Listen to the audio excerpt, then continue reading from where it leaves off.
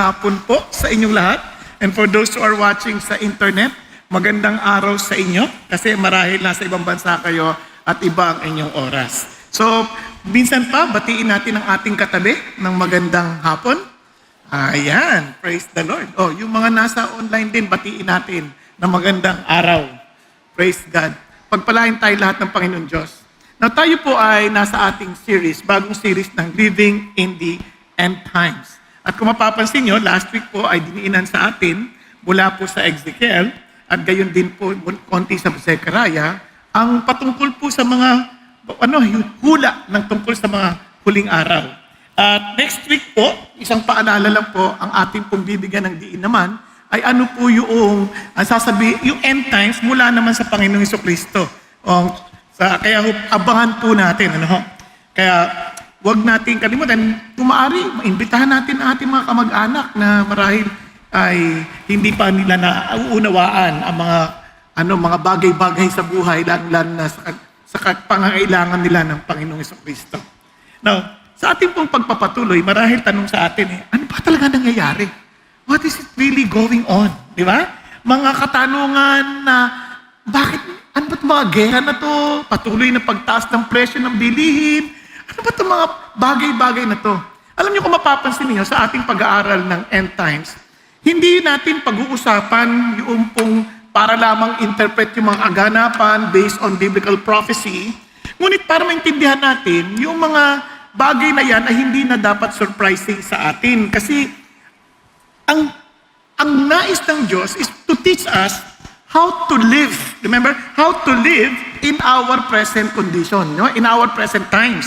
Kasi anong saysay na alam natin dating na to, gabi ito na nangyari, ito na yung fulfillment, kung hindi naman tayo nabubuhay accordingly.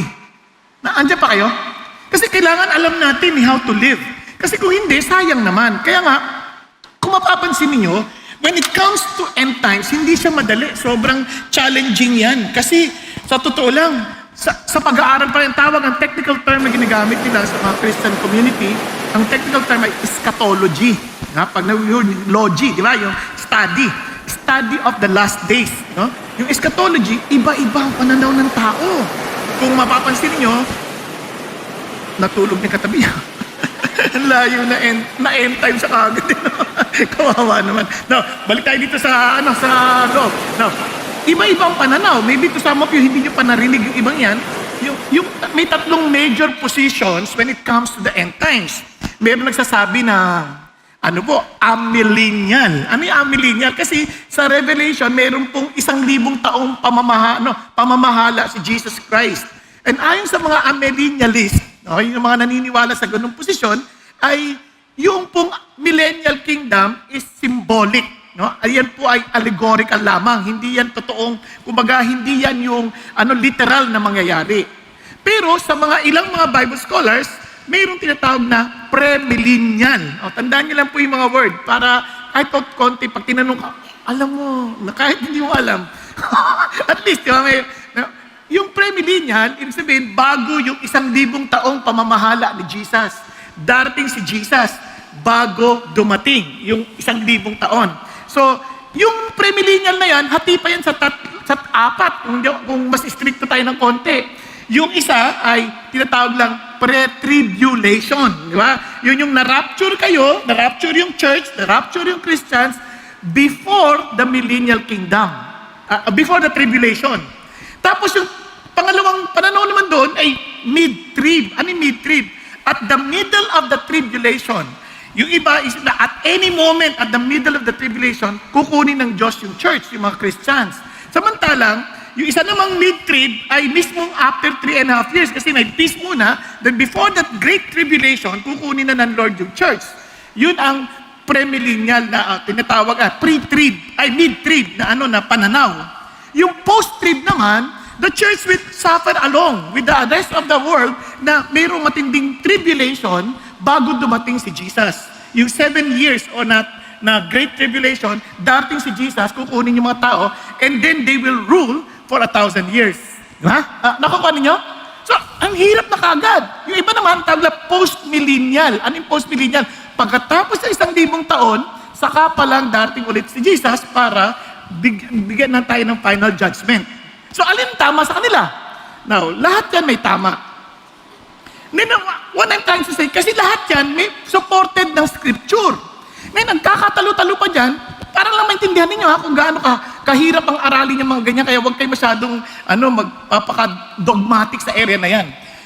Kasi, sa kanilang pag-aaral, sa mga Bible scholars, mayroon tinatawag na preterist view. Ano yung preterist view? Lahat ng mga sinula dito, naganap na, nangyari na. Yung mga nakasulat sa Bible, nangyari na. Meron iba naman, partial preterist. Ibig sabihin, yung iba nangyari na, yung iba hindi pa. Nasusundan? Yung isa naman, tawag na futurist. Lahat, future pa. Okay? Yung iba naman, historicist. So parang somehow, ito ay kwentong ng history. Nalilito na kayo, no? Sabi sa inyo, mahirap eh. Tapos yung huli, idealist. Di ba? Idealist, lahat ng mga sinabi sa Bible na prophecy ay allegorical, kaya hindi mo dapat yan titingnan literally. Nasusundan? Now, bakit ko kinikwento sa inyo? Para magdiinan sa ating lahat na huwag tayo masyadong makipag-away sa bagay-bagay na ganyan. Sa halip, ito ang totoo and certain and for sure that it will happen. Ano yun? Jesus is coming again. Okay? The idea ay babalik at babalik si Jesus. Kung ano man yung tamang interpretasyon, ang question sa atin ay handa ba tayo? Kaya alam ba natin yung ginagawa natin? Tama ba yung paraan natin ng pamumuhay as we are waiting for the Lord? Kaya nga si Jesus gave a solemn warning to his disciples. Sabi niya, babalaan ko kayo kasi ganun-ganun ang pananaw ng mga tao eh. Tinasabi ni Jesus. Nung nabuhay siya magbuli, since they were expecting Jesus as the Messiah who will save them, especially Israel, ang isip nila, ito na yon. So, when they saw Jesus, kasi nung mamamatay si Jesus, parang nawalan sila ng pag-asa eh. Pero nung nabuhay siya magbuli, sabi niya, so they had come together, they were asking him saying, Lord, ngayon na po ba yung panahon na ibabalik niyo na ang kaharian ng Israel? Ibabalik sa Israel? Parang, wow, ito na ba yung panahon? Are you following? Ano sagot ni Jesus? Alam niyo, masyado tayong abala sa mga ganyan. He said to them, it is not for you to know times or epochs which the Father has fixed by His own authority. Sabi niya, huwag kayo dyan lalo mag-focus. Ito ang dapat ninyong pagtuunan ng pansin. Sabi niya, you will receive power when the Holy Spirit has come upon you. Tanong, have you experienced the power of the Holy Spirit? So, para saan? Sabi niya, and you shall be what? My witnesses. Both in Jerusalem, in all Judea, Samaria, and even to the remotest part of the earth. Sabi niya, kahit saan kayo naroon, I want you to be my witness. Gusto ko i-represent ninyo ako and confirm the claims I have to all the people. Gusto kayo yung maging katibayan na tunay ng yung mga inaangkin ko, totoo. Nakuha niyo po? Alam niyo, isang malungkot na realidad, parang yung nagkaroon ng isang paligsahan ng takbuhan sa China. International to Tingnan niyo mga itsura ng mga tatakbo. Tingnan niyo ito nasa gitna. Ito nasa gitna, laki ng tiyan, parang ako. Hindi ready. Siya po ay representing Somalia. Kaya alam niyo po ba, nag-viral po yan. Dahil nag-viral yan, parang, ano ba yan? Palakasan lang yan. Ano ba yan? Ba't naman yan na nag-represent sa atin sa Somalia? Naging kahihiyan para sa Somalia, ang ganyang, representative. Nasabi ko, grabe. Now, tanungin natin, kung titingnan nila ang Christian tulad natin, mapapahiya ba ang ating nire-represent? Now that we know that everything will come to an end, and many people might suffer because of the lack of witnesses, as in good witnesses, for them to believe Christ, tanong na sa rin natin, am I representing Christ properly? Nakuha ninyo, yun ang malaking hamon. Kaya nga, we need to understand, knowing that we are already in the end times, ang tanong na, are we living accordingly? Kasi marami na niyo, darating. Sa totoo lang ang end times sa atin, dumating si Jesus o hindi pa, lahat naman tayo may ending eh. Lahat tayo may ending. Hindi natin alam hanggang kailan tayo. Pwedeng mamaya, iba sa inyo, nakapumikit lang ngayon, tuloy-tuloy na. Hindi natin alam. Huwag naman sana mangyari, di ba? Hindi natin alam. Yung iba nga, pagkalabas pa lang sa kalabas, hindi. Meron nga akong kilala nagse-celebrate ang birthday. Kumain lang, nabilaukan, patay. Hindi dahil sa matakaw siya, ha? Talaga may mga taong nabibilaw ka na hindi nila namamalayan. Nagkataon, tas hindi alam gagawin. Patay.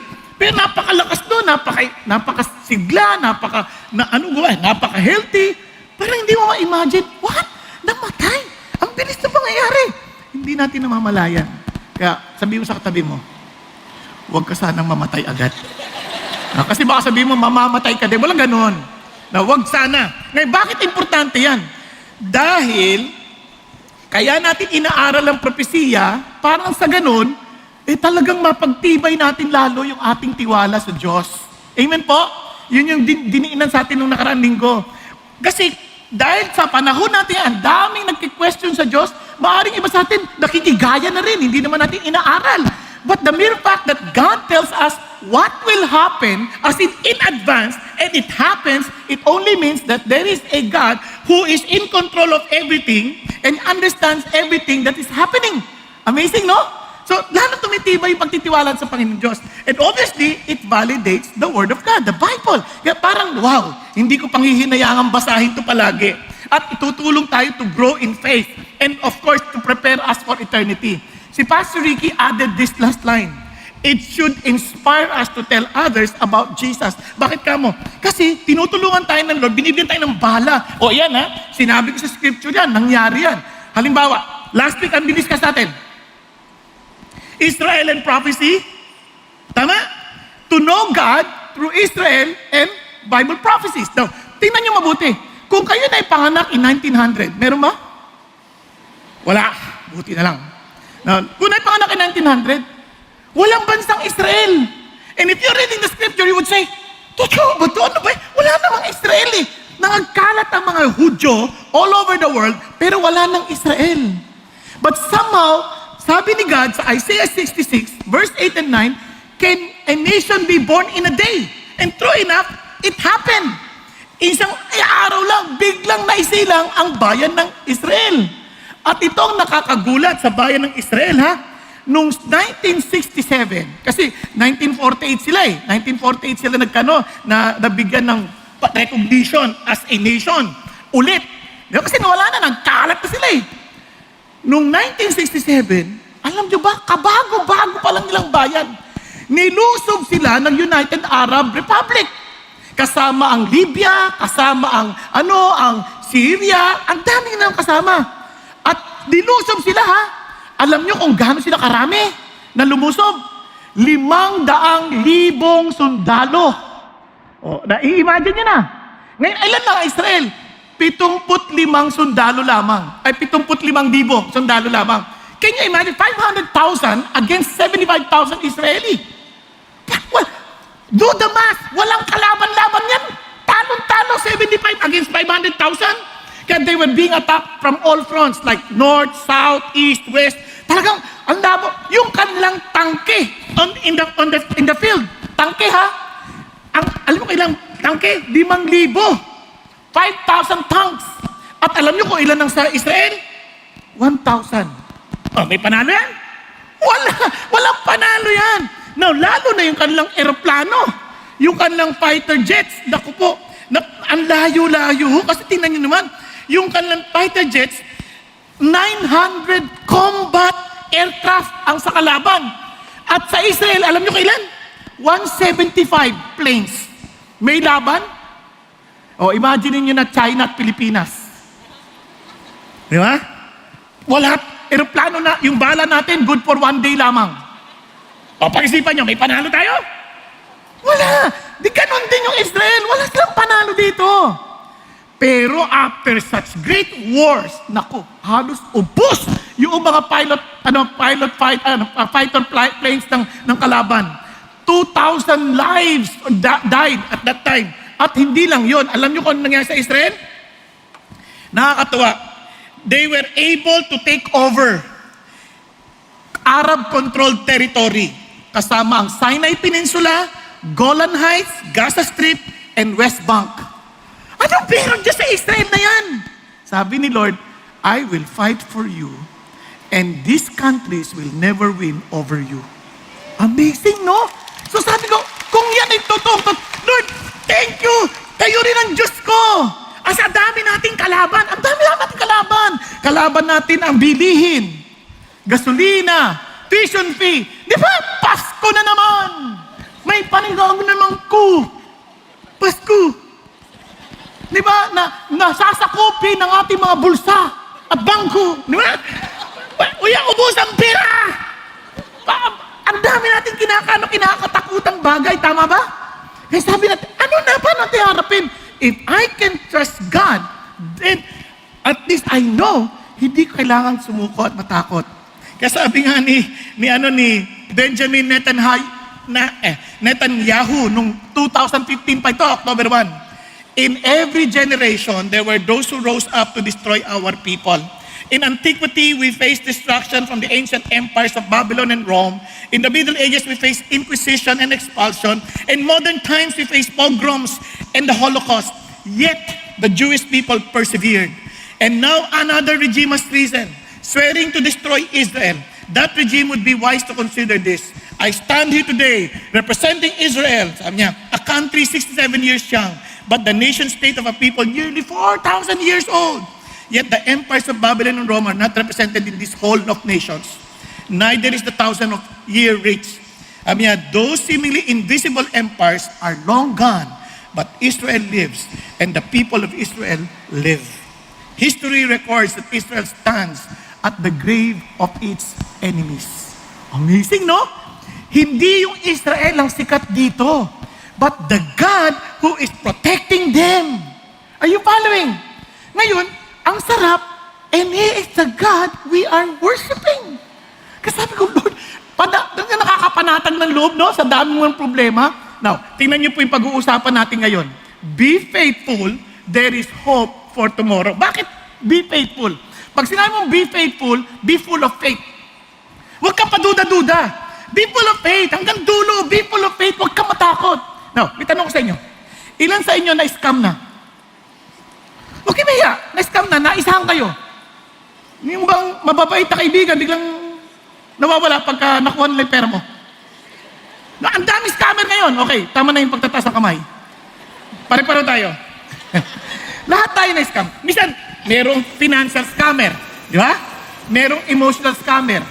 Di ba? Niligawan ka, tapos magkita kayo, di ba? At papadalang ka regalo, tapos biglang tapos magbabayad ka muna para makarating sa'yo, di ba? Ikaw naman, tontuwa ka, yay, may na-inlove sa akin for the first time, hindi ka pa nakikita, sabihin, ang ganda-ganda mo. Ewan ko ba, ba't nangyayari, ha? Tapos mayroon pang spiritual scammer, na parang sinasabi na kami ang totoo. Napansin nyo, kami totoo. At ako ang anak ng Diyos. Oh. At kami naniniwala. Nakuha ninyo? Nakukulong pa yun, ha? Hindi sa paninira. I'm just telling you, nangyayari yan, and yet some people, natatakot ako, baka malaglag ako, but and yet, they are still being fooled. Left and right. Hindi lang yan dito, kahit sa ibang bansa. Kung napanood nyo lang sa Korea, huwag nyo na panoorin. Sayang oras. Yung holy betrayal, grabe. Sabi ko, grabe naman to. Paano nanininlang ang mga taong ito? Yan alam mo, sagot ng Diyos sa akin, kapareho mo lang din sila. Pwede ka, naloloko ka din. Nakuha nyo? At ito, ingat kayo ha. Ang kadalasan manloloko sa atin, mga kapwa rin natin kasama sa day group. Minsan day group leader. Huwag nyo pagkatid sa day group. Naloloko ata ito ha. Hindi, walang ganunan. What I'm trying to say is this. Kaya nga we don't encourage in our day group ng utangan. Di natin encourage mga business. Bakit? Kasi para ma-eliminate natin yung mga ganung manloloko. Tama? Pero makakalusot pa din. Pero huwag kang mag-alala. Kung merong end times, lagot sila kay God. Bakit ka mo? Baka kung ikaw ay biktima, tapos nakikita mo nga, parang ang rangya-rangya ng buhay ng mga marangyang yan. Marangya. Di ba? Ang sarap ng buhay na parang yaman-yaman nila, and yet ikaw nagdurusa ka, pagkatapos yung pinaghirapan lahat-lahat, tapos kukunin lang nila, huwag kang mag-alala. Haharap din sila sa Panginoon. Tingnan nyo sa end times, para makita nyo. At yung devil na nanloko sa kanila, itatapon yan sa lawa ng apoy. Na mayroong pong brimstone, sabing ganon. And where beasts and the false prophets are also. They will be what? tormented day and night forever and ever. Now, kung hindi tayo natatakot sa forever and ever na 24/7, na tinotorment ka, ewan ko anong klaseng tao ka. Palagay ko, demonyo ka nang talaga. Ba't hindi ka matakot? Kasi, ito nakakatakot to eh. Now, tinan niyo pa sabi niya gano'n. Pag hindi nagsisi yung mga yan, tinan niyo. Then I saw a great white throne, and he who sat upon it, and whose presence earth and heaven fled away, and no place was found for them.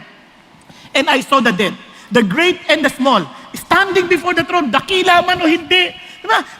And books were opened, and another book was opened, which is the book of life. And the dead were judged from the things which were written in the books according to their deeds. Naku, ang daming aklat nakabukas. Lord, ba't ako mapupunta sa ipati o tatapos sa dawa ng apoy? Ano ka ba? Niloko mo yung anak ko? Pinag-invest mo, tapos tinakbuhan mo? Ayan o, nakasulat. Eh problema, ang ginamit, MacBook. Ayan sa projector, oh. Kitang-kita. Di ba? Parang wow. Di ba? Ito niligawan mo, 55 na yan. Kinortahan mo lang. Ano ka ba? Sinabihan mo pang maganda siya, hindi mo naman nakikita. Papadala lang ng pera, ano ka ba? Kita mo yung 55 na yan, tinamugmukha niya, naging 90. So, pamumblema. Now, what I'm trying to say, hindi makakalimutan ng Diyos kasi naka-record. Lord, nagsisimba naman ako, matin ako nagsisip. Ano ka ba? Ayan, oh! Natutulog ka, oh! hindi kayo ito.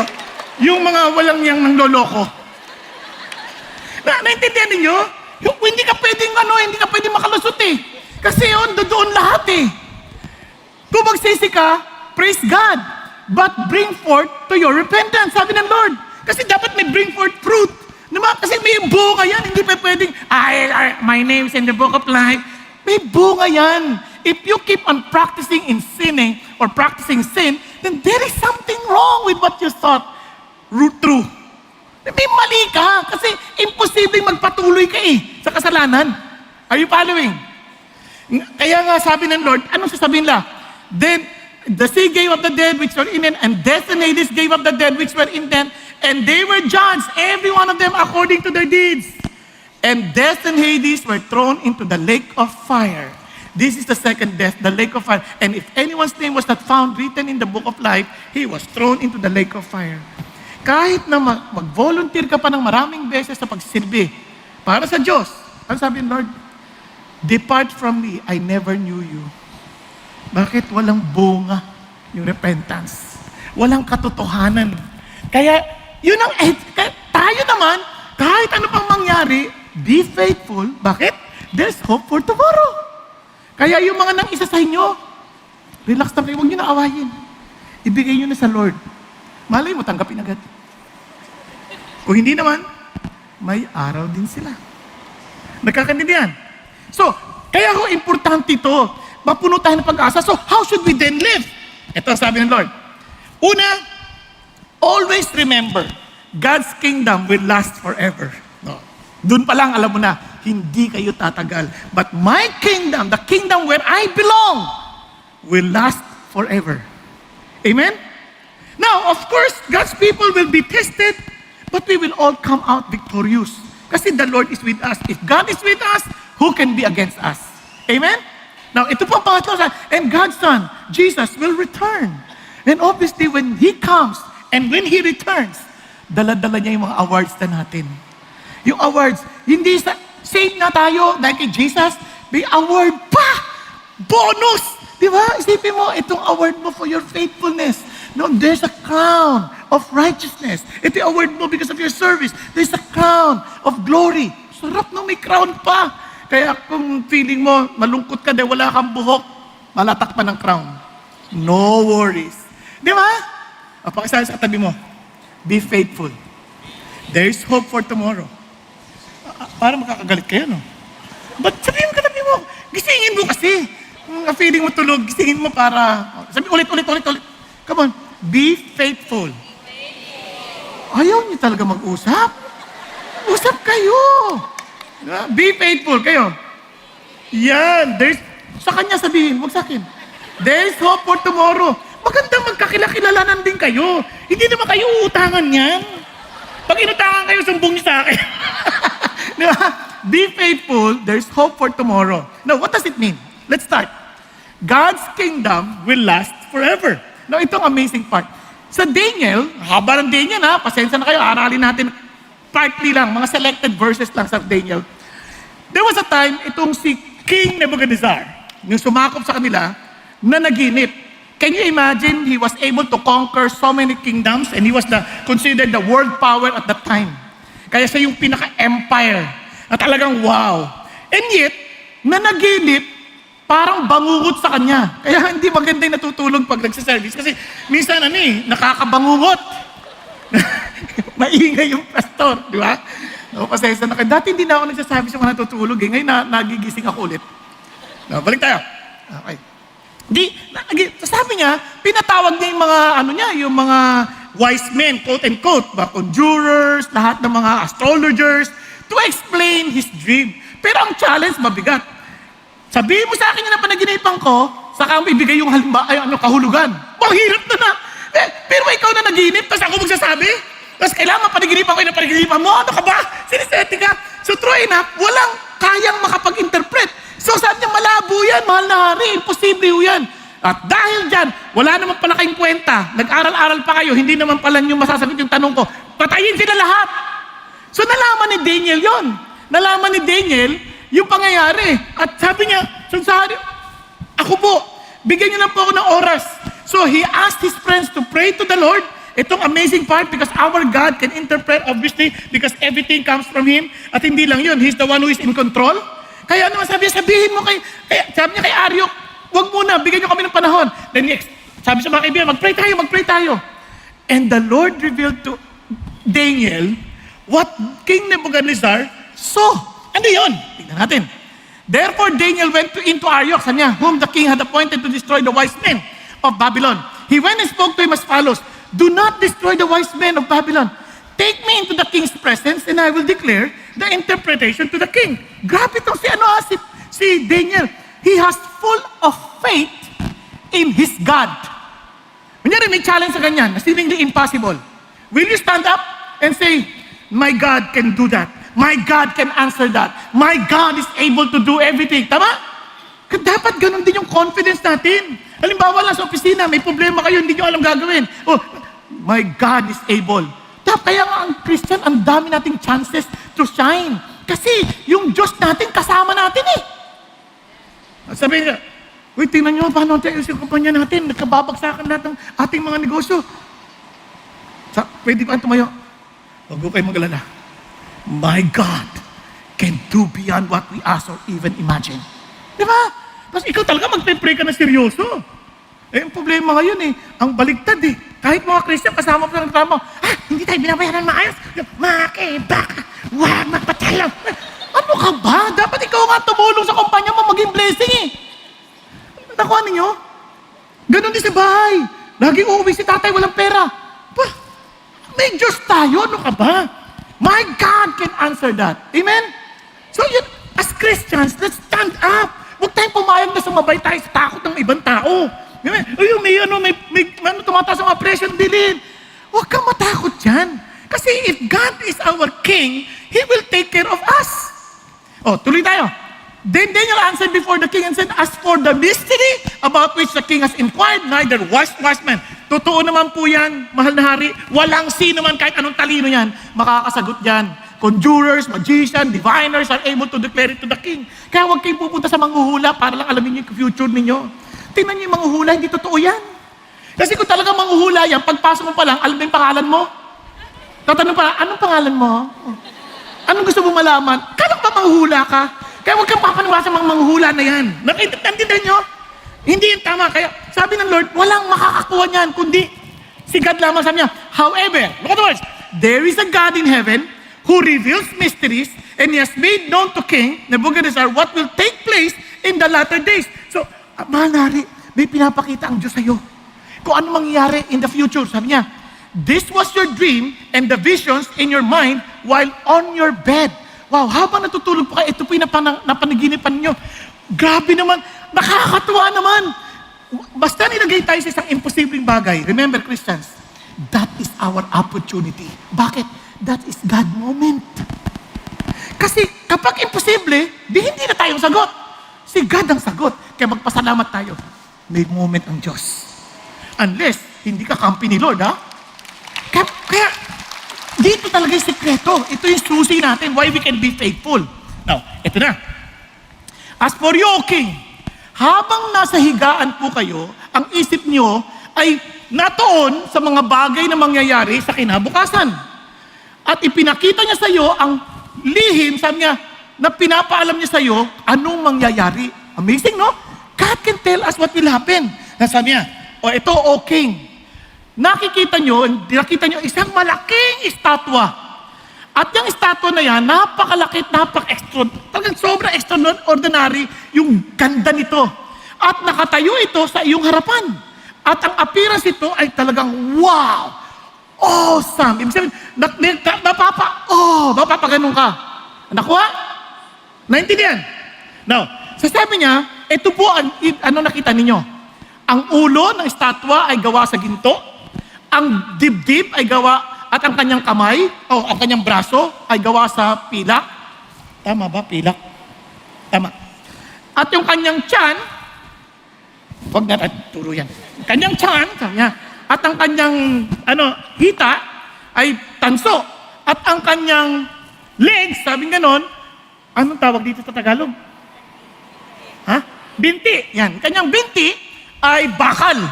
At ang kanyang mga paa, partly clay at partly bakal. Parang imposible manghari, no? Parang, pangit naman ng paa noon, parang madudbuwal. Now, at nakita nyo, habang tinitingnan nyo, yung mayroong pong bato sa taas na naputol. Wala namang kamay, napumutol. At tumama sa statwa, at yung paa at ang kanyang iron clay ay talagang nadurog. Napansin nyo? Parang siyempre, kita mo lang, parang, ano yan? Parang di alam na gagawin ni Nebuchadnezzar. At itong sabi ni Daniel, then the iron and the clay, the bronze, the silver, and the gold were crushed all at the same time and became like chaff from the summer threshing floors, and the wind carried them away. Parang hinahangin na lang sila, so that none a trace of them was found.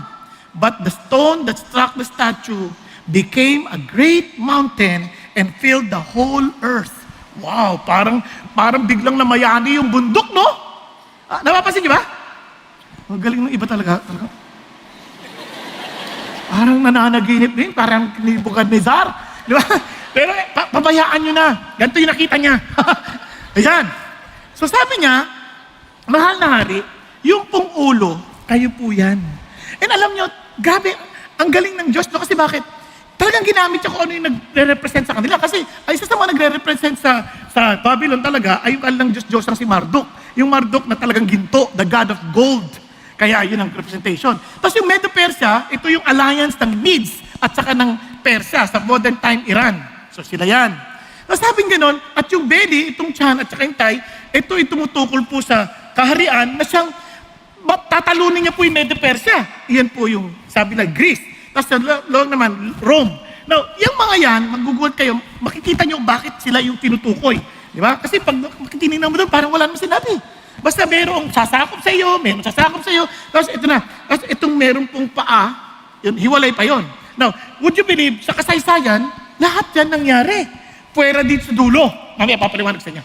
So, sabi niya, then nag-pray yan. After 50 years, more than 50 years, kinonfirm ulit ni God yan, yung panaginip na yan. While he was explaining that, tapos after 50 years, si Daniel na mismo yung nag-pray. Si Daniel na mismo yung pinakitaan naman ng vision. Dito naman, ang nakita niya, iba.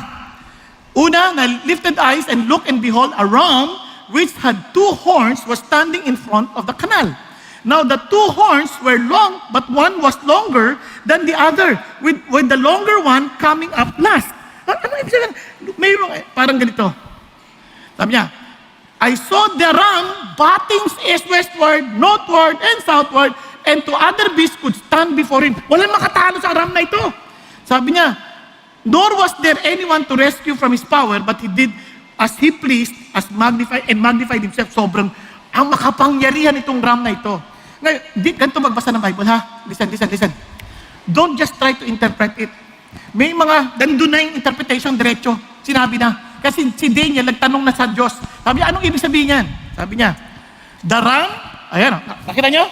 The ram which you saw with the two horns represent the kings of Media and Persia. So, maliwanag na. So, hindi na natin kailangan pagtalunan. Hindi na, ay, totoo ba kaya? Nandun na, sinabi na. Para naalala ko, may Bible study na inatinan ako. Nag-aaral sila nung yung sa Matthew 13, yung parable of the sower. Ini-interpret nila isa-isa. Sabi ko, huwag nyo na interpret. Nandun na interpretation sa ilalim. Basahin na lang natin. Kaya pag nagbasa kayo ng Bible, huwag kayong babasa, tapos kayo na magbibigay ng kahulugan. Nandoon naman, basahin nyo ng diretso. Okay tayo? Tinuturuan ko lang kayo paano magbasa, ha? Kasi iba, kaya nag-aaway-aaway kasi hindi binabasa ng maayos, eh. Okay? So itong Danielite, sinabihan na. So ano tsura? Ganyan. Yung isa medyo maikli, isa mahaba. Bakit? Yung Medes, medyo mas mahina, yung Persia, mas malakas.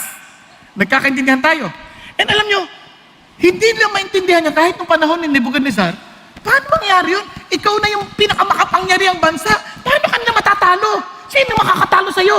Alam mo, hindi nila malaya, no? Mayabang pa yung anak, eh. Yung anak, yung pumalit sa kanya, si Belshazzar. Matapang. Yung yabang-yabang. Kaya, pero nagpakita ang Diyos, magbigay ng message, yung tinatawag ng writing on the wall, di ba?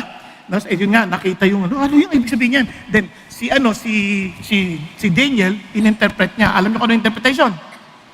Tinimbang ka, ngunit kulang. O, isipin katabi mo. Tinimbang ka, ngunit kulang. Kung tayo titimbangin, sobra. Kaya, hindi ako yan. Sigurado. Diba? So, and would you believe, ayaw maniwala. Itong si Belshazzar, yabang pa. Nagpainom pa, ginamit yung mga gamit ng templo para lang magdiwang. Sabi ni Daniel, magsisi po kayo.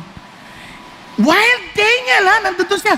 Yung gabi din yun, inatake sila ng Medo-Persia. That same night, Belshazzar, the Chaldean king, was slain.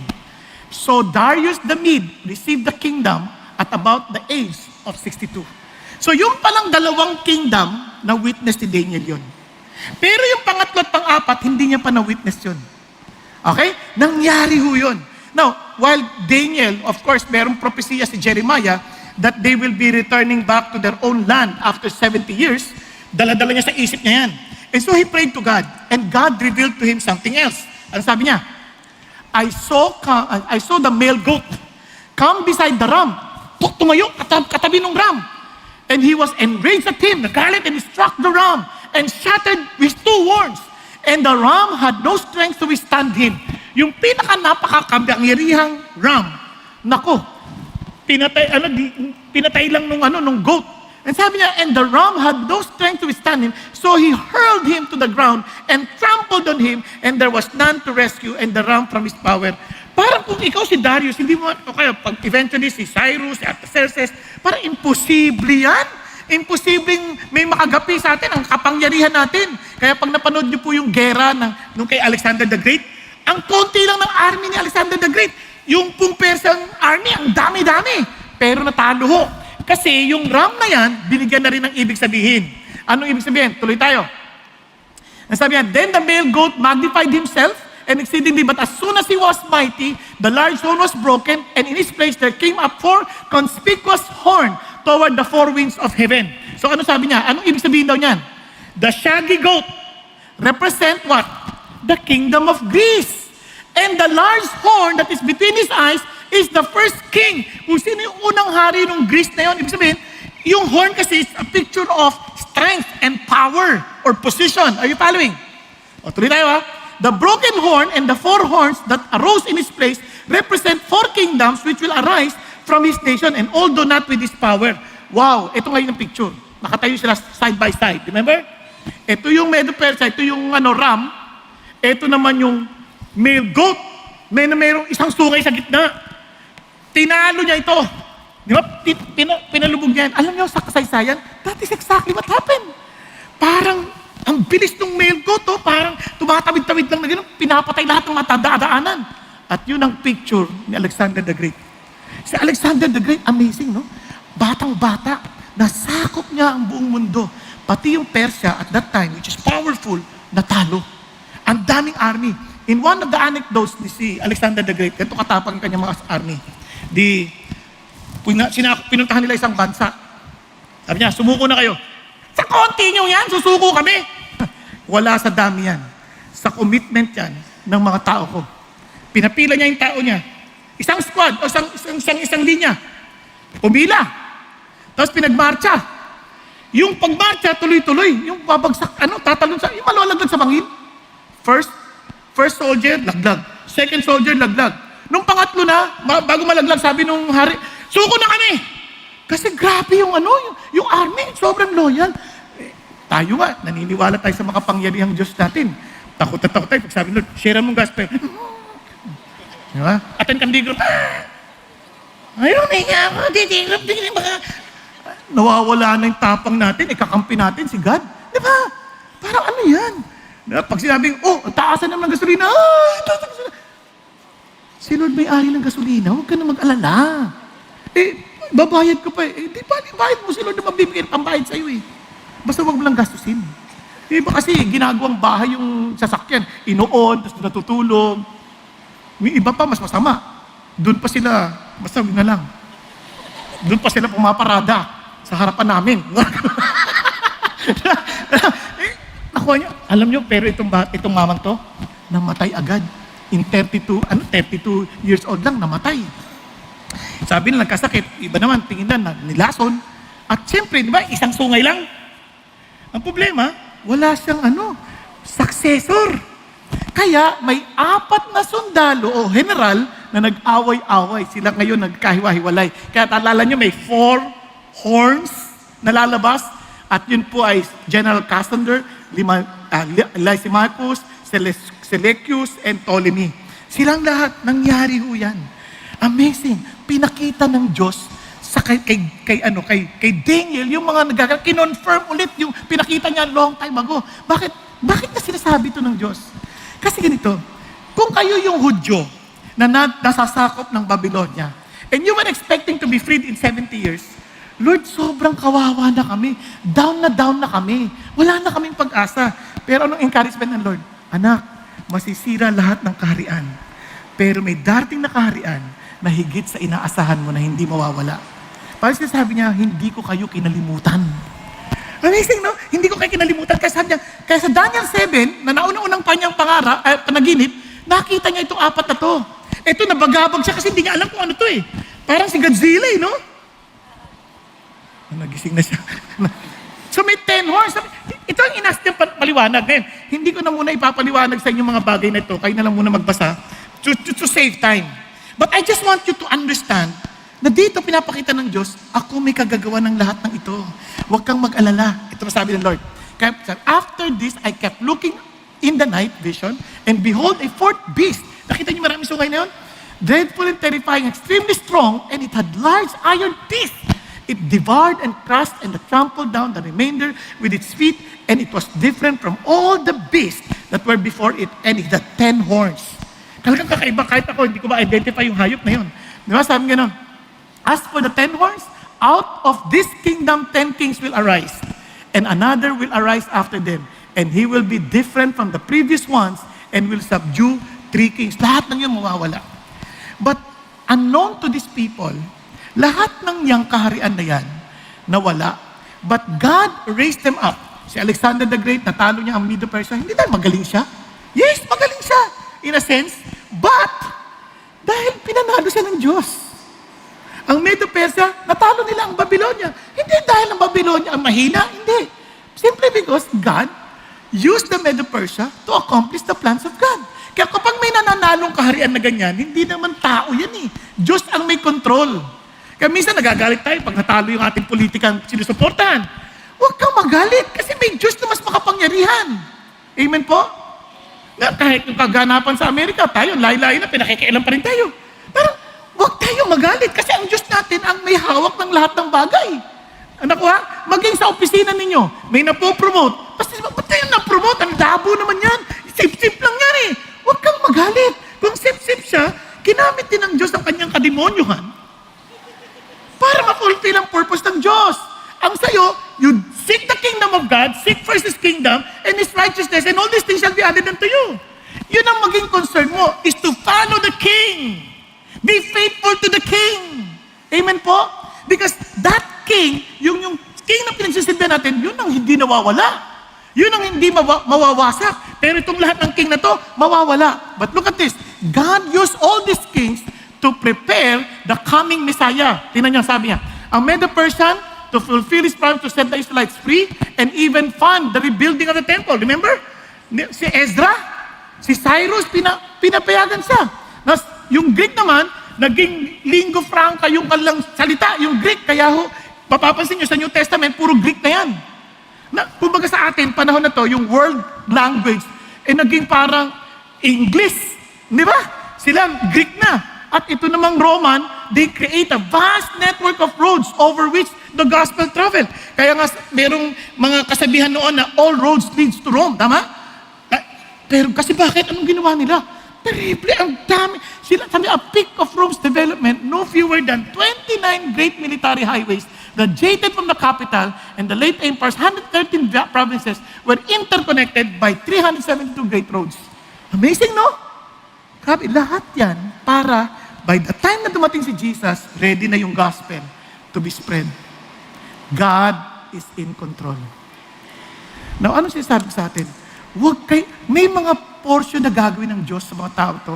Relax ka lang. Minsan sabi, ang sama niyan, para ibigay ng Diyos sa atin. Hindi. May hinahanda ang Diyos to fulfill His promise to His people. Are you following? Kaya kahit si boss mo, supervisor mo, teacher mo, pati itong teacher ko, hindi marunong magturo. Binigyan ka ng teacher, hindi marunong magturo. Why? Maybe God is telling you something else. You follow the kingdom that will never end. Andiyan pa tayo?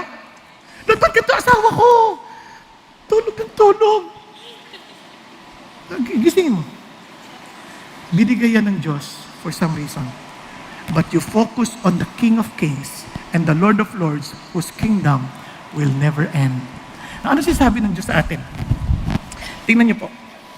Yaman din lamang ang Diyos ang may control. Balik tayo kay Daniel chapter 2. A stone was cut without hands and struck the statue of its feet. Not a trace of them was found, but the stone that struck the statue became a great mountain and filled the whole earth. Anong sinasabi niya? Parang biglang may batong lumagpak. Sirang-sira yung estatwa. And sabi niya, and this somehow signifies yung pong kaharian. Sabi ng Lord, and in the days of those kings, the God of heaven will set up a kingdom which will never be destroyed. And that kingdom will not be left for another people. It will crush and put an end to all these kingdoms, but it will itself endure forever. I-differentiate yung kingdom ng Diyos sa kingdom ng lahat ng mga katauhan, mawawala yan. Mayabang teacher mo, dahil di siya naniniwala sa Diyos, ini-take advantage ka niya. Huwag ka magalala, mawawala yan. Yung mga seniors mo, para kang inaapi, huwag ka magalala, mawawala yan. Walang mananatili dito. Akala makapangyarihan sila as if they are the king of the world. Hindi totoo yan. They have endings. But our king, hindi yan mawawala. Nakita ko na ng maraming beses yan. Marami na ng api sa akin. Marami na nanira sa akin. Marami na pinagagawa ng maraming bagay. Ang tingin ko lang, Lord, lahat ng ito'y pinagawa ninyo. Kayo po may control. And I will just submit myself to you. Natalo ako? Hindi. Kasi si Lord ang panalo. May kakaintindihan? Kaya huwag kayo matatakot. Naalala ko, nung bata pa kami, may mga fraternities pa yung mga iba. Diba, Christian ka na, so hindi ka na nag-join sa ganyan. Hahamunin ka pa, ano, lalabang ka pa. Okay na, tawagin mo na akong duwag. Tawagin mo na akong hindi marunong makipag-away. Okay lang. Pero bandang huli, tatawagan ka, humihingi ng payo. Dahil yung buhay nila, magulo na. At ikaw, inalagaan ng Diyos. Kasi yung kaharian ng Diyos, hindi na mamatay. Diba? Minsan nakita mo, parang, pati na yung asawa ko, babae ng babae, babae ng babae. Relax ka lang. May araw din siya kay Lord. Malay mo, isang araw, umuwi yan, hindi na makalakad, hindi na makakalis ang bahay niyo. Ikaw mag-aalaga. Basta relax ka lang. Buhay ang Diyos natin. Amen? Now, kaya nga po, ano sabi ng Bible? From my distress, I called upon the Lord. The Lord answered me and set me in a large place. The Lord is for me. I will not fear. What can man do to me? The Lord is for me among those who help me. Therefore, I will look with satisfaction those who hate me. And sabi niya, it is better to take refuge in the Lord than to trust in man. Huwag kang magtiwala sa tao, mawawala yan. Kung matapang ka kayo dahil meron kang backer kung saan man, wala yan, mawawala yan. Kasi it is better to take refuge in the Lord than to trust in princes. Amen po? And alam niyo ba, if you read further, pagdating sa verse 22, sabi niya, there is a stone that was rejected and became the cornerstone. Now, alam niyo ba, yung sinabi niya yon sa 22, pag binasa niyo pa tuloy-tuloy, kinote yan sa Acts chapter 4, verse 12. Nilagyan ng pangalan. Jesus Christ is the stone which was rejected by you and the builders, but which became the chief cornerstone, and there is salvation in no one else. For there is no other name under heaven that has been given among men by which we must be saved. Wow! Kaya lahat ng kaharian dito, lahat ng mga magmamayabang dito, sorry, there is a stone which was rejected, but it will become the cornerstone. At yan ang ating tagapagligtas. Amen? No, sarap naman. Yes, hallelujah. Pero, hindi nakakatakot. God's people will be tested. Now, alam nyo, itong maganda sa Panginoon Diyos, hindi niya tayo binobola. Oh, come to Jesus Christ and you will no longer have problems in your life. Hindi yan totoo. Sabi niya, in this world, you will have tribulation. Di ba? Sa aeroplano pa lang nga, nakasakay kami. Koreano yata yung piloto eh. Sabi niya, fasten your seatbelt, we will be having tribulation. Tribulation na. Turbulence pala ang ibig sabihin. Sa mundong ito, mayroon talagang mga hamon at pagsubok at kahirapan. Now, ano sabi ng Lord? Do not be afraid. Do not worry. Do not be troubled. Why? Because I have overcome the world. Yan ang sabi ng Lord eh. Kaya relax ka lang. Now, itong maganda. Balik tayo kay Daniel. And out of them came forth a rather small horn. Mula doon sa apat, di ba? Mayroong isang horn na lumabas, which grew exceedingly great toward the south, toward the east, and toward the beautiful land. O ano ibig sabihin yan? The promised land. It grew up to the host of heaven and caused some of the host and some of the stars fall to the earth, and it trampled them down. Grabe. Ang yabang nitong itong horn na ito, maliit na pero lumaki. And it even magnified itself to be equal with the commander of the host. Parang inaangkin niya siya yung Diyos. And it removed the regular sacrifice from him, and the place of his sanctuary was thrown down. So parang, eto gagawin niya. Yung mga tao ng Diyos, talagang, papahirapan niya. Patitigil niya yung mga religious right. Hindi na sila makakapag-worship. Alam niyo, for some reason, di ba, apat sila? Si Cassander, si Lysimachus, si Seleucus, at saka Ptolemy. Naalala niyo? Isa sa kanila, aangat. Hindi agad nangyari. Pero yung kanyang descendant. Ito na yon. In the latter period, a king will arise, insolent and skilled in intrigue. His power will be mighty, and he will destroy to an extraordinary degree. And prosper and perform his will. He will destroy mighty men and the holy people. Wow! Pati mga tao ng Diyos tatamaan. And sabi ganon, and through his shrewdness, he will cause deceit to succeed by his influence. And he will magnify himself in his heart. He will destroy many while they are at peace. He will even oppose the prince of princes, but he will be broken without human agency. Now, alam niyo po, yung mga prophecies na yan, minsan, eclectic ang nangyayari. Nangyari ngayon, mas mangyayari pa. Nakuha? Kaya maging mapagmasid tayo. Ano sasabi niya? Nung panahon na yan, nung panahon ng kay Seleucus, yung descendants niya, lumabas si Antiochus Epiphanes. Diba? God manifested. Papakilalang siya daw yung Diyos. At alam niyo pinaggagawa niya? Ito po ay, naghari siya, ilang taon. Talagang pinatigil niya yung temple offerings. Tinato niya yung Sabbath as an ordinary working days. Lahat trabaho. Nag-build ng pagan altars and sacrifice sa pig. The abomination sa kanilang mga panahon na yon. This allowed circumcision of sons. This allowed reading the scriptures, burned copies of the Torah, yung kanilang pinaka-Bible. Penalty of disobeying the king's decrees was death, and killed around 80,000 Jews and sold another 40,000 into slavery. Grabe, no? Yung sabi ng Lord, ganyan-ganyan din ang mangyayari when the Antichrist comes. So maraming mapapatay. Now, hindi malayo. Kasi nakita natin ng konti. Sa Amerika lang, yung pastor kinulong dahil nagpipreach ng gospel. Grabe, no? Now, listen to this. Sabi ng Lord, itong amazing, ang Christian, hindi takot sa persecution. Tinulugan niyo ako, di ba? Hindi kayo takot. Hallelujah! Diba? Bakit hindi siya takot? Kasi si Jesus mismo nag-warn ng ganito. Pinagpala ang mga nauusig alang-alang sa righteousness. Hindi ka nausig dahil sa kasamaan mo, kundi sa katwiran. For theirs is what? The kingdom of heaven. Blessed are you when people insult you and persecute you. Iniinsulto ka dahil Christian ka? Iniinsulto ka dahil lumalakad ka sa katotohanan? Iniinsulto ka dahil totoo ka? Hindi ka nagsisinungaling? Wow! Sabi niya, they will say all kinds of evil against you because of me. Minsan natutukso pa tayo, hindi, papaliwanag ko, parang hindi na ako pinagsasaltaan ng ganito. Hindi na! Kalimutan mo na yan. You don't need to defend yourself. Ano sabi dito? Rejoice and be glad, for your reward in heaven is great. For in the same way, they persecuted what? The prophets who were before you. Don't be surprised. Kayo mga Christians noon, early Christians, when they were being persecuted, grabe, nilalating ko, kinukuha yung gamit nila. Anong ginagawa nila? Tingnan yung reaksyon nila. So they went on their way from the presence of the council, rejoicing. Look at the words, that they had been considered worthy to suffer shame for His name. And every day in the temple and from the house to house, they kept right on teaching and preaching Jesus as the Christ. Christians, listen. Inuusig tayo dahil tama ginagawa natin. Praise God. Great is our reward. Ang masama, inuusig tayo dahil sa katamaran natin. Naalala ko nung nagtatrabaho ako sa Makati, meron akong tao. Maniwala ka sa hindi. Natutulog sa trabaho. Parang kapareho nung ibang mga manggagawang pagod. Diba? Tutulog sa trabaho. Eh di ganyan, sabi ko, ako boss nila, yung time na yun. Lumapit ako. Sabi ko, sis, bakit ka natutulog? May trabaho tayo. Sabi niya, ay, sorry po. Galing ako sa overnight prayer meeting.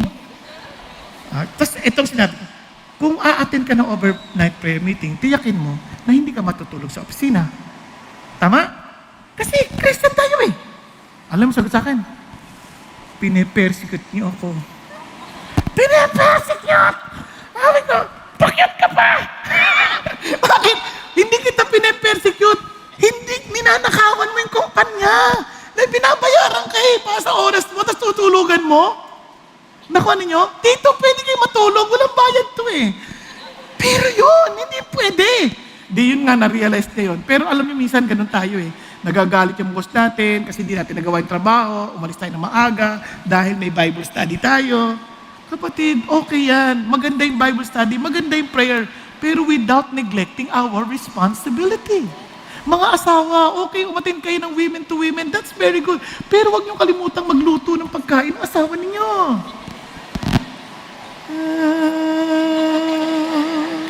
Mga bata, okay yan. Mag-ano kayo, mag-attend kayo ng elevate, that's very good. Pero huwag niyo naman bastusin ang nanay niyo na hindi niyo hinugasan ng plato. Na hindi kayo nagpapaalam. Hindi kayo nagte-text man lang, nasaan kayo? Sabihin niyo, para sa Panginoon Diyos.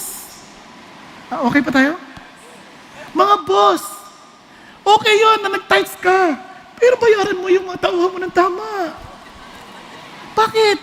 Kasi, hindi mo naman pera yan ng Lord yan eh.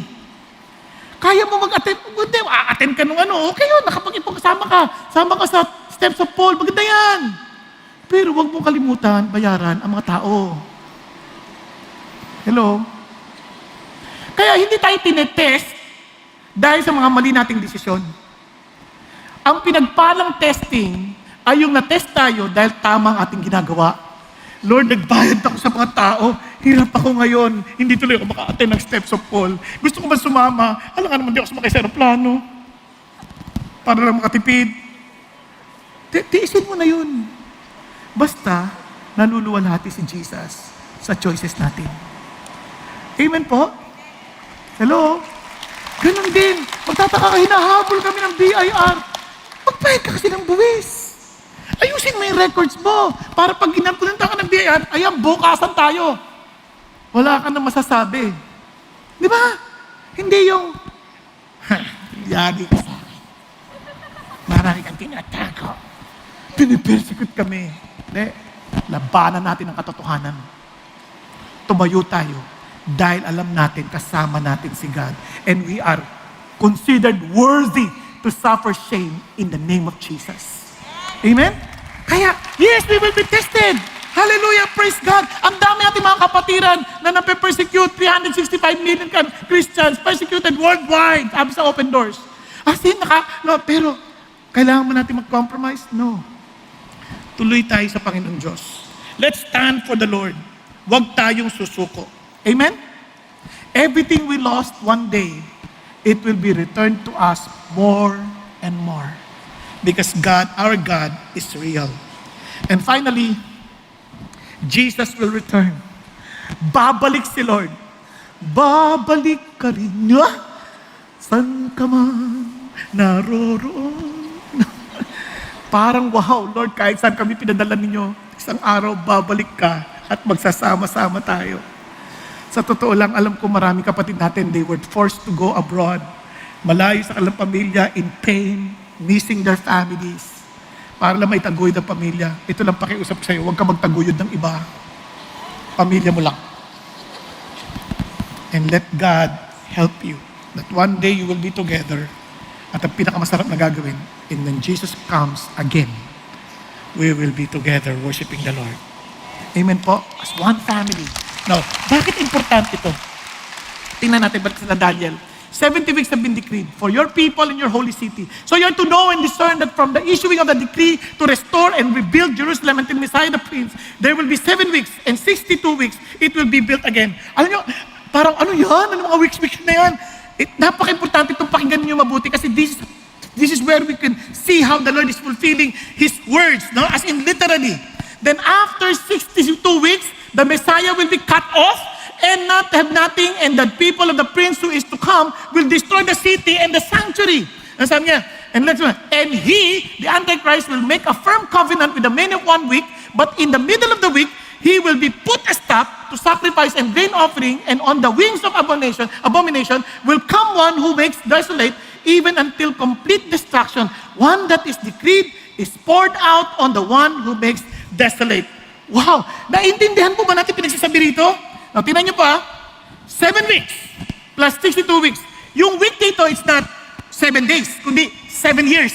So, 7 weeks plus 62 weeks equals 483 years.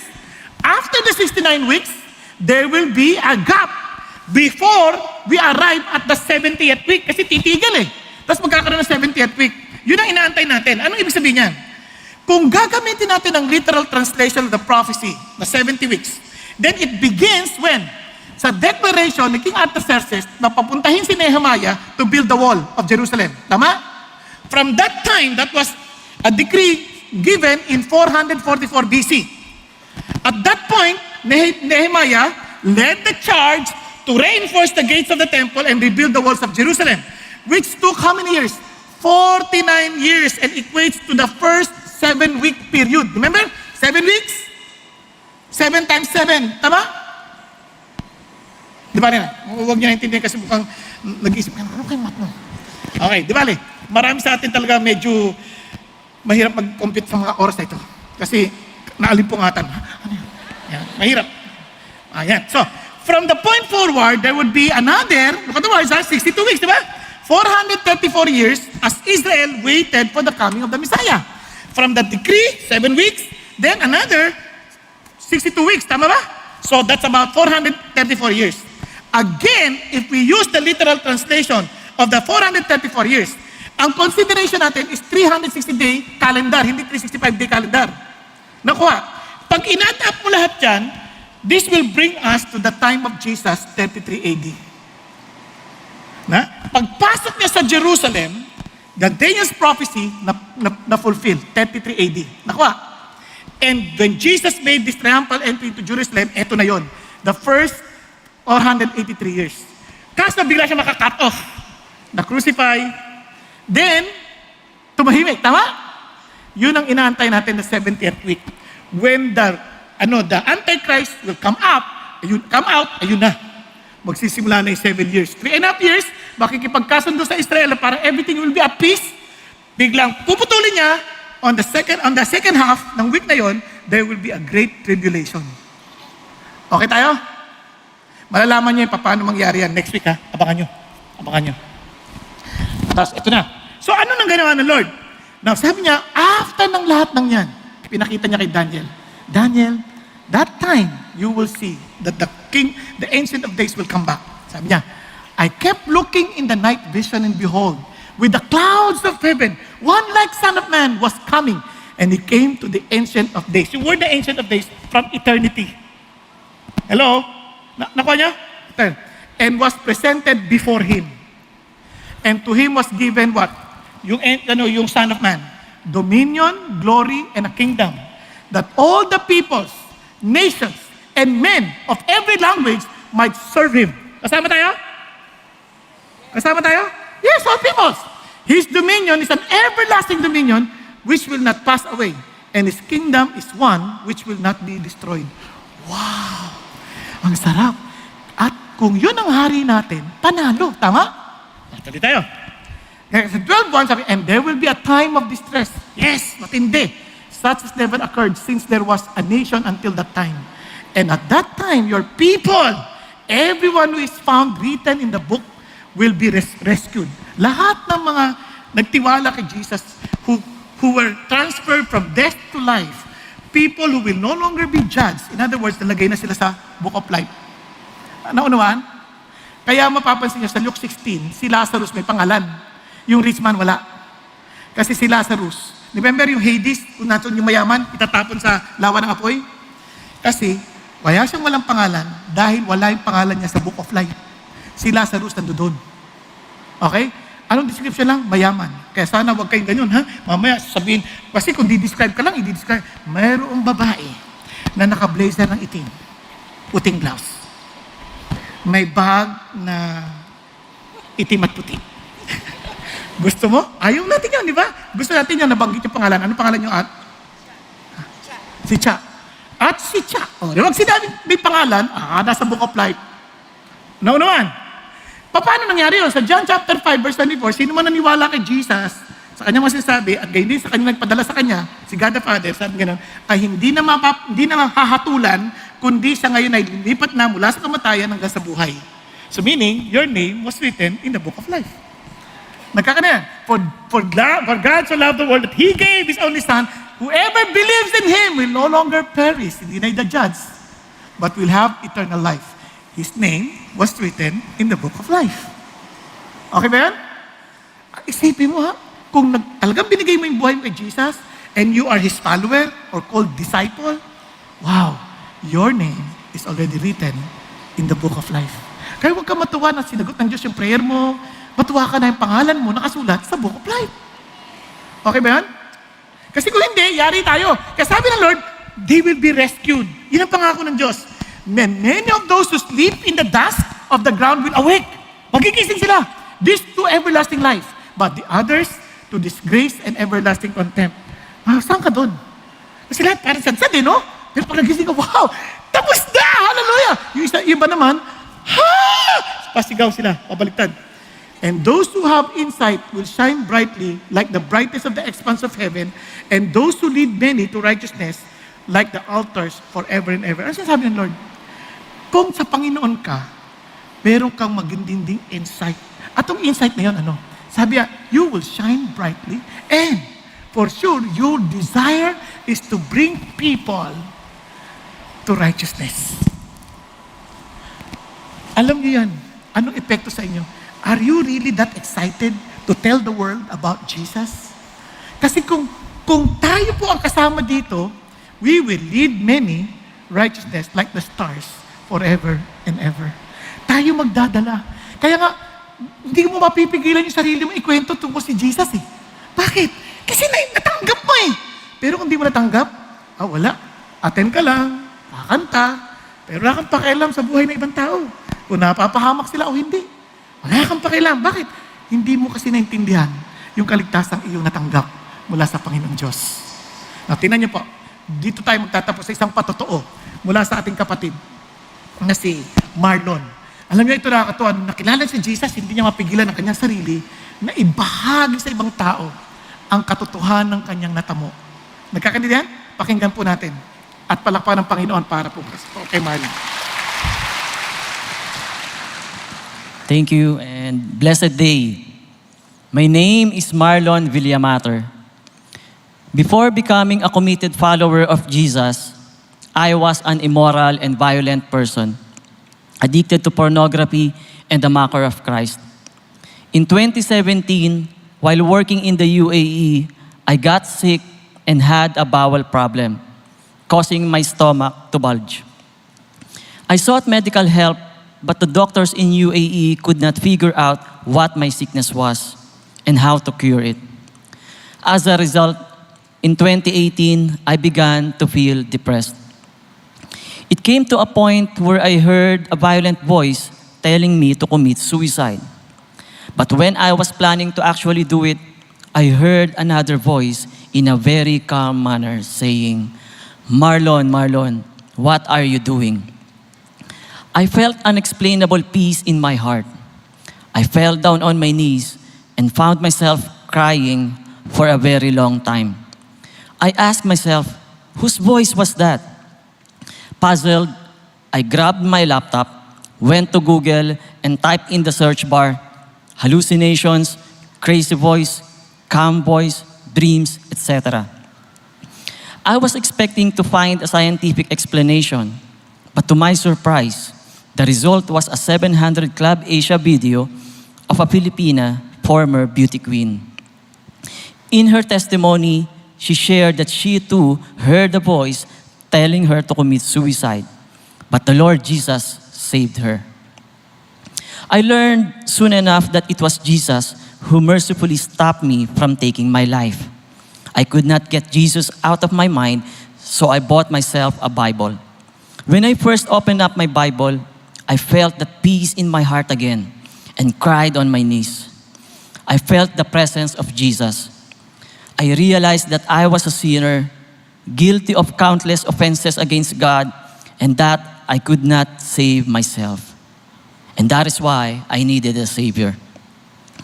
I accepted Jesus Christ as my Lord, God, and Savior. He led me to a church in Dubai that helped me grow in my faith. In spite of being an infant in Christ and inexperienced in ministry, the Holy Spirit moved me to pray for those who belong to the predominant religion of that country. I found myself praying for them, telling them about Jesus, and sharing my testimony even in streets and inside taxis.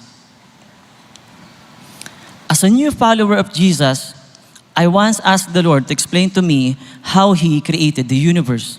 So I grabbed my laptop, went to YouTube, and typed, how God created the world, the universe, man and woman, etc. I noticed that topmost was a CCF video entitled, Christ is Supreme, Worship Him. So I watched the video, and to my surprise, it was about Jesus and how He really created the entire universe. From that day on, I constantly watched CCF preaching videos afterward. In 2019, I had a vision. I saw Jesus, and He gave me a message that He is coming back soon and great sufferings will happen prior to His coming. I also felt He was leading me to give up my career in UAE, go back to Philippines, and tell my family and relatives about Him. And so I obeyed Him and came home. By God's grace, I shared the gospel with my wife, Nerissa. She fully surrendered her life to Jesus, and together we were baptized. We began discipling our children. Thank you. Praise God. We began discipling our children, leading them to grow in faith and follow Jesus. We also shared the gospel with my in-laws, and by God's grace, they both decided to get baptized just this month. Thank you, Lord Jesus. All praises to Jesus. At the start of 2021, Nerissa and I decided to join a CCF couples D group. I noticed that our D group leader looked familiar to me. Then I suddenly remembered that he once shared his testimony about how, as an Uber driver, would share the gospel to his passengers. His example encouraged me, and the D group helped us to grow in our faith in Jesus. By God's grace, my wife and I are now leading our own couples D group. Amen. The Lord Jesus continued to work miracles in my life, one of which was the complete healing of my intestinal problems. These days, my wife and I continue to pray for and share the gospel to people, even to strangers in public places. I would share in such places as the MRT or LRT, where I stand and pray for anyone and everyone. There are those who are not receptive to the gospel and will humiliate and ridicule me. But instead of reacting, by the power of the Holy Spirit, I respond with God's compassion, showing them the love of Jesus Christ and praying for them, that Jesus would touch them and help them know Him just like what He did for me. Now is really the time for all people to come to know Jesus because He is coming back again. I'm holding on to Galatians 2:20. It says, I have been crucified with Christ. It is no longer I who live, but Christ who lives in me. I am Marlon Villamater, saved and transformed by grace of the Lord Jesus Christ, and looking forward to His glorious return. To God be all the glory. Amen. Amen. Hallelujah. Now, alam niyo po, ito nakakatuwa, no? Si Arnel, yung kanyang D-group leader, kasama niya minsan nagsishare ng gospel, tama? Ayan. At andun po yung kanyang pamilya. Anong pa? Nerissa? Tayo nga kayo. Ayan. Pati mga anak. Ayan, nakakatuwa. Punta na rin kayo dito para mapag-pray natin. Pag-pray natin po sila, no? Pero nakakatuwa po kasi yung kanilang passion, dahil sa pinaalalahan sila ng Lord na darating ako ulit. Darating ako ulit, malapit na. Kaya, wag kayong, wag lang kayong magsusuko and continue to live faithfully dahil hindi nagkulang ang Diyos sa atin. Amen po?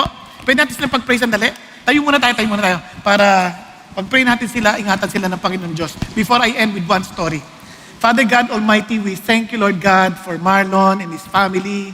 Thank you, Panginoon Diyos, kay Arnel, nakasama nila, Panginoon, na tumutulong para sa po lalo pang lumago sa kanyang ugnayan sa inyo. Father God, thank you for using all of them to advance your kingdom. Knowing, Lord God, many more people are being brought to righteousness dahil sa passion na binigay sa alam puso, knowing that you will be coming back soon. Father God, we are all excited to see you. Father, I know that the end times to many people, talagang malungkot. Ngunit, thank you, God, for rescuing us. And to us, it is really a new beginning, a new heaven, a new earth. And we're excited to be with you, Lord Jesus. So continue to protect my brethren, Father in heaven, and continue to use them for your glory and honor. Thank you, Jesus. Thank you, Lord.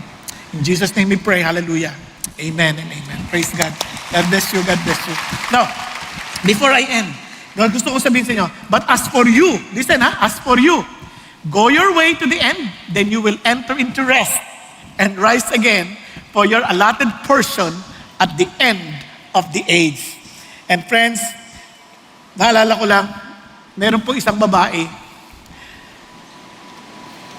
Ang pangalan niya po ay si Clara Gant. Nung kinasal po sila, nangako siya talaga, till death do us part.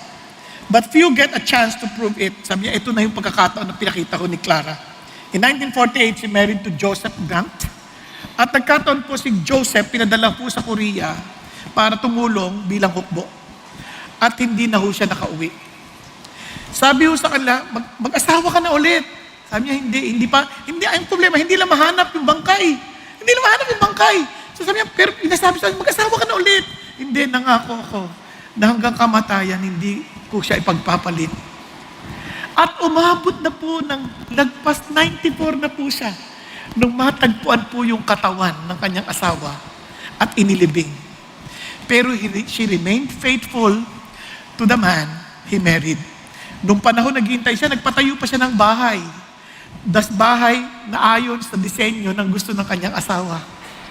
Sobrang inanda niya kanyang sarili. Pero alam po ninyo, sobrang katapatan na hindi niya ipinagpalit ang kanyang asawa. Amen po? Now, alam niyo po ba na tayo po ay the bride of Christ?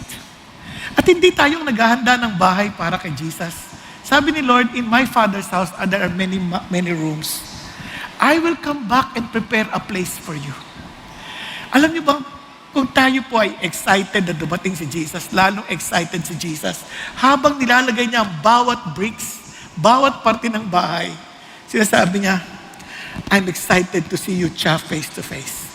I'm excited to see you, Renato, face to face. Di ba? I'm excited to see you, Tom, face to face. Parang, I'm excited to see you, Bong, face to face. I will be coming soon. I will bring you to myself, for you will be with me forever. Amen po? Kaya, ang tanong sa atin, ganun din ba tayo ka-excited?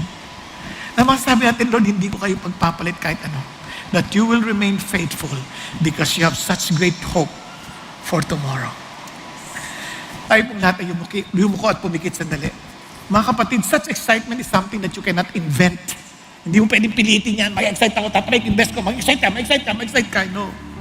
It is an excitement of the Holy Spirit in you to glorify Jesus because He was given to us to glorify Him.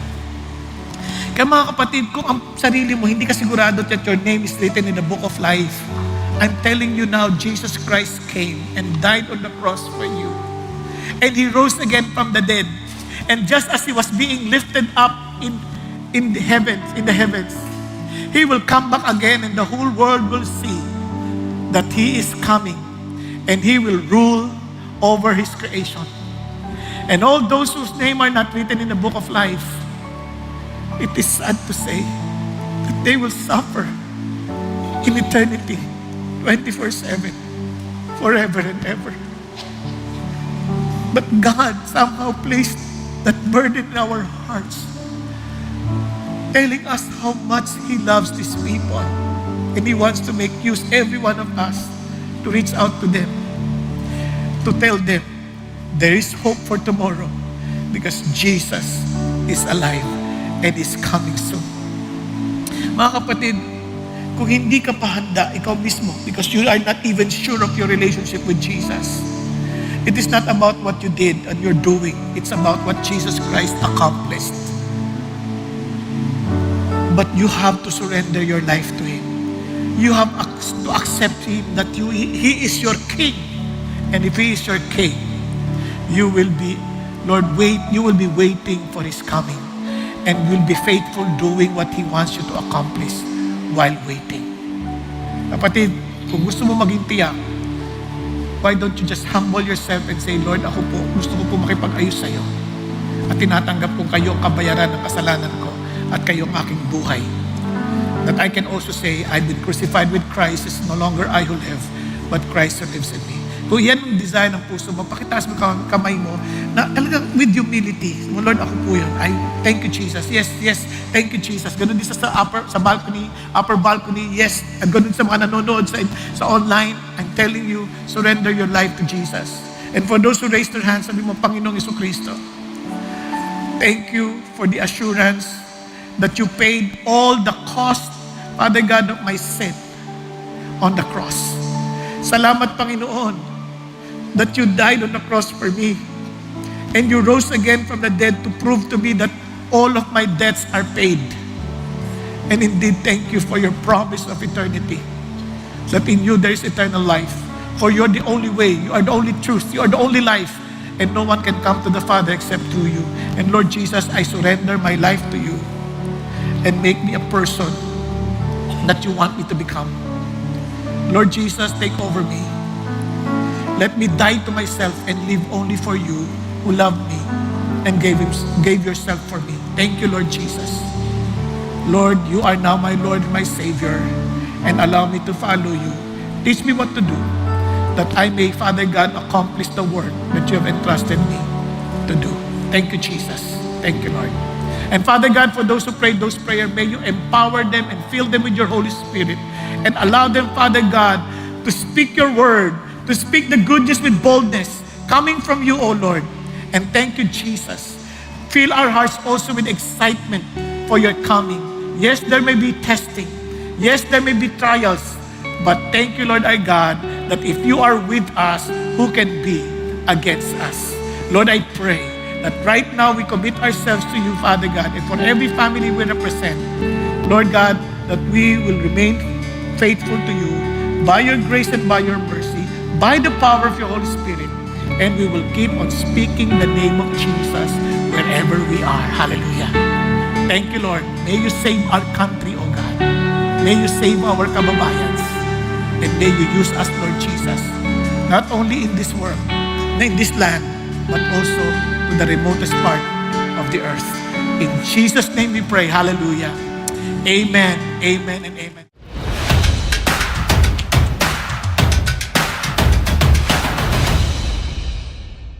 Magandang araw, CCF family. Welcome to Sunday Fast Track, where we ask real-life questions and we give you biblical truths. Ako po si Patrick Estacio mula sa Big Singles Ministry at kasama po natin ang ating speaker na si Pastor Bong Saki upang sagutin ang ating mga katanungan. Maraming salamat, Pastor Bong, sa iyong mensahe. Kamusta po kayo? Buti naman sa biyaya ng Diyos. Okay, praise God po, Pastor Bong, sa inyong message. At ito po ang aming unang katanungan, Pastor Bong. Hindi pa ba sapat ang pagiging mabait upang masabi ko na handa na ako sa pagdating ng Panginoon? Ayan. Alam mo, magandang tanong yan. Kasi sa marami, kaya sila natatakot sa pagdating ng Panginoon. Kasi iniisip nila, una-una, hindi pa ako ready. What do you mean by being ready? Kung ang pinag-uusapan natin is salvation, ang ating kaligtasan ay dahil lang sa ginawa ni Jesus Christ. Hindi dahil sa atin. Diba? He died on the cross for our sins. And He rose again from the dead. So, yun ang ating qualification to be with God.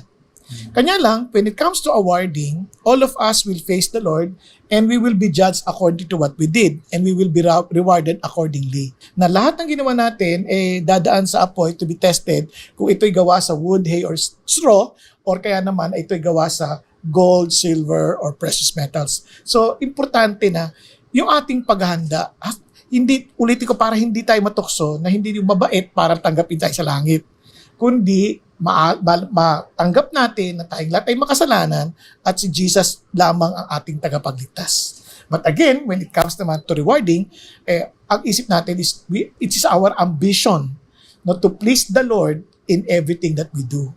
Upang pagdating ng araw, marinig natin mula sa Panginoon Diyos, well done, good and faithful servant, enter into my rest.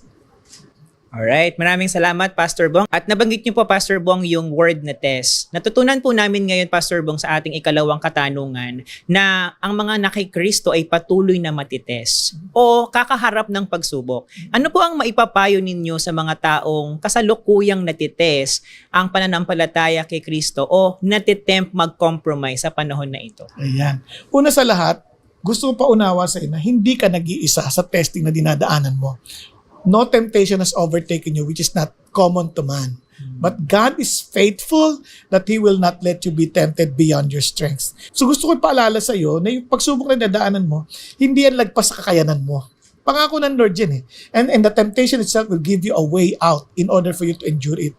Paalala ko sa iyo para hindi ka sumuko, unang-una binigyan ka ng Diyos ng pagkakataong magtagumpay. Yung testing is an opportunity to victory. At ang pangalawa, maintindihan natin na hindi natin to dapat harapin by our own strength. Harapin natin to sa strength ng Diyos. Kaya if God is with us, who can be against us? Di ba? Kung natutukso ka mag-compromise, then remember this. Those who live a godly life will be persecuted. And blessed are those who are being persecuted for righteousness' sake. Bakit? Because great is the reward. No, don't compromise your faith. Be faithful because God is faithful. Di ba? At hindi lang yon. Be faithful because God wants you to be overcomers. And we are indeed more than conquerors in Christ Jesus. Alright, praise God, Pastor Bong. Pastor Bong, sa aming ikatatlong katanungan, dahil sa internet ngayon, samot-sari ang mga nakikita o nalalaman tungkol sa end times. Kung minsan ay mas nasusubayban iyon kaysa sa mga pag-aaral ng Biblia, ano po ba ang balanse, Pastor Bong, sa approach na ito upang maintindihan namin ang end times? No? Exciting na malaman how the Lord is fulfilling His words, no? Yung kanyang mga propesya. Nakaka-excite yun. Pero, lahat ng explanation na yan at yan ay mga speculations at interpretation at yan din na makikita natin sa internet. So, yung iba nasobrahan na lagi na lang yun ang iniisip. Kasi, maganda yun kung gagamitin mo yun sa layunin ng Diyos. Ano yung layunin ng Diyos? Sabi ng Bible, it's not for you to know the times and the epochs which my Father is already fixed, di ba? In His authority. Ano dapat magawin?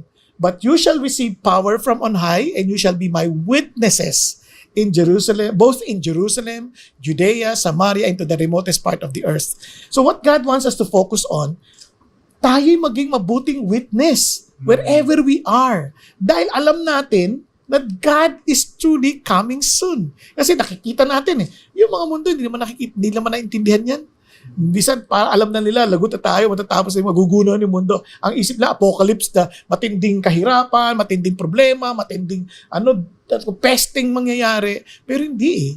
Ang una sa atin ang inisip natin, we thank God for this fulfillment so that we can bring more people to Jesus Christ, where we can have talagang reliable na mga arguments na magsasabing totoo ang Diyos. Eto, ayan. So, sa halip na ubusin mo yung oras mong iniintindi iba't ibang interpretasyon sa internet, ubusin mo yung oras mong paano ka lalago sa pagmamahal kay Kristo at gawin ang kanyang kalooban. Maraming salamat, Pastor Bong, sa pagsagot ng aming mga katanungan. Pero bago po tayo magtapos, ang Intentional Discipleship Conference or IDC ay magaganap muli this coming January 23 to 25, 2025. Ang tema po natin ngayong taon ay Love and Truth Inseparable. At marami po kaming inihandang exciting plenary speakers and workshops para po sa inyo.